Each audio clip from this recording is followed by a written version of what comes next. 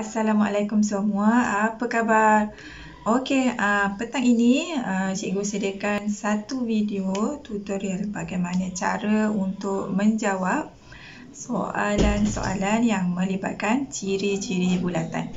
Cikgu harap sambil berehat murid-murid boleh menonton video cikgu ini supaya dapat menyediakan murid-murid untuk mempelajari seterusnya tajuk bulatan pada sesi akan datang. Baiklah, tengok betul-betul. Kalau tak faham, boleh komen dekat ruangan komen di bawah, kemudian cikgu akan reply. Okey, jom tengok.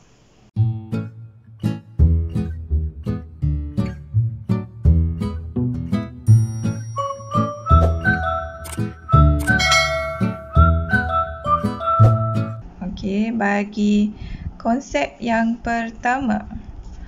Okey. Soalan bagi raja ini, nyatakan paksi simetri bagi bulatan berikut. Okey.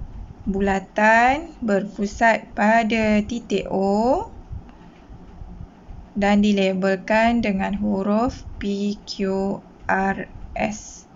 Nyatakan paksi simetri bagi bulatan berikut.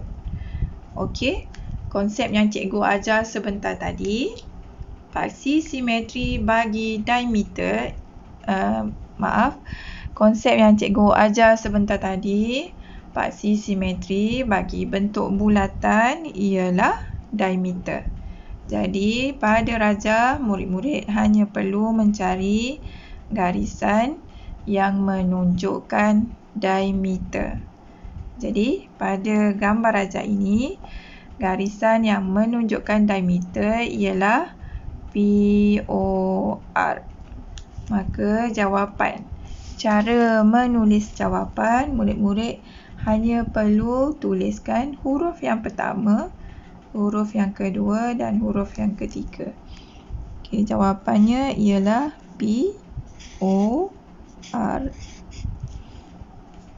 Okey. Next. Soalan kedua. Okey. Nyatakan paksi simetri bagi bulatan ini. Bulatan berpusat di titik O dan juga dilabelkan dengan huruf KLMN. KLMN. Okey. Okey, jika dilihat garisan yang menunjukkan diameter ialah KOM. Maka jawapan yang perlu ditulis ialah dalam bentuk macam ni ya. KOM.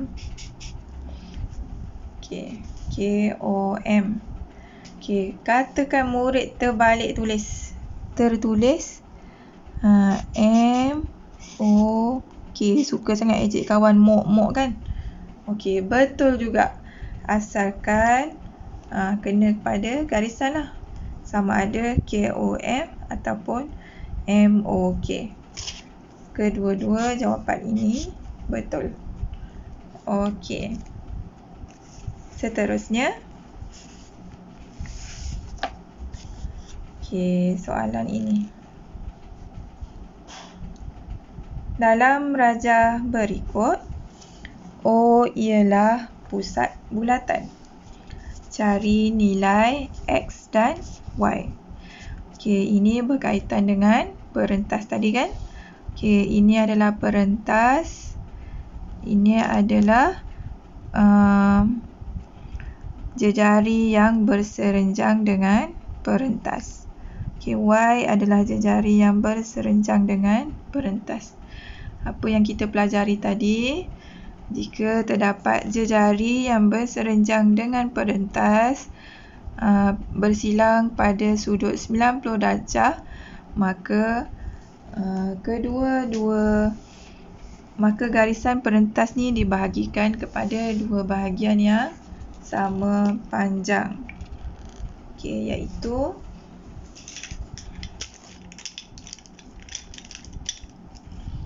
garisan ni bahagian ini sama panjang dengan bahagian ini. Okey. Jadi pada soalan jika ditanya apakah nilai Y? Apakah nilai Y? Y itu maksudnya dari sini ke sini kan? Apakah nilai Y? Maksudnya ukurannya sama panjang. 6 cm dan juga 6 cm. Okey. Seterusnya jika ditanya berapakah ukuran? Pada soalan ni ialah tengok ya. Ada jejari juga. Ini perentas yang kedua.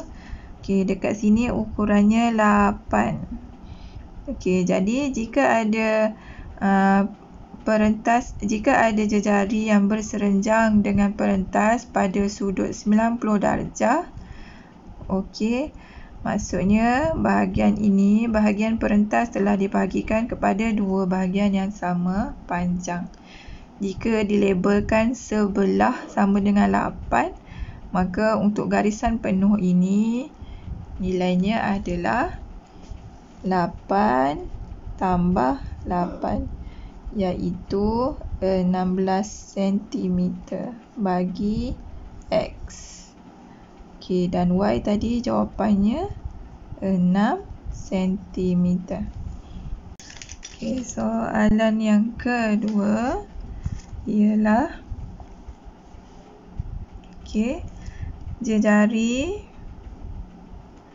jejari berserenjang dengan perentas. Jadi automatik di sini kita akan kenal pasti bahawa dua bahagian ni adalah sama panjang. Jika satu bahagian di sini 15, maka di sini pun 15. Jadi jumlah bahagian bagi Y sama dengan 15 tambah 15, iaitu 30 cm. Manakala X di atasnya X, di atas perentas di atas berukuran 24, jadi kita boleh bahagikan 24 kepada dua bahagian untuk dapatkan X. X sama dengan 24 bahagi 2, iaitu 12. Next soalan.